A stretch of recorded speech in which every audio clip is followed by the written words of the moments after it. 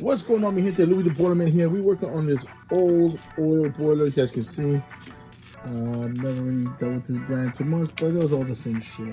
So guys, we work on this burner, and they called us and tell us they have no heat and don't have hot water. Then she told us that the boiler, when they try to reset the restart on the manual reset right here, on primary control, that it turns on.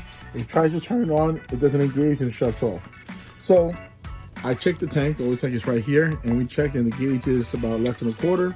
But they said they put about 100 gallons of fuel in the tank. So what that's telling me, or giving me a hunch, is that the oil line is clogged.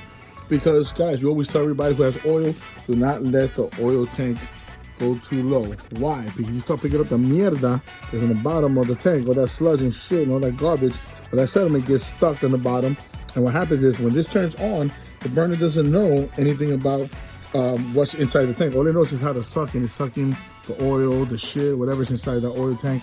So between that point to this point is clogged somewhere. That's my hunch right now. Now the first thing we're going to do to make sure is to check if the filters. Let's see the filter. Wow.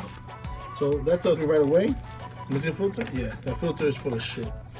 Now, so my hunch is pretty. I think it's correct. So right now we're going to open her up and see if there's any flow oil. But right now, basically what I see right now, the line is clogged. Okay, Clemente, ahora la válvula y chequea si hay flow. So guys, we're gonna check if there's any flow. And sure enough, I'm gonna tell you in a second that we have flow or not.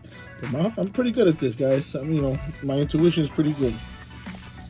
All right, and there's no flow. So guys, that's what I tell you, troubleshooting doesn't have to be so hard. But yes, we do need a filter, a strainer actually. We're gonna replace that strainer. That strainer is clogged.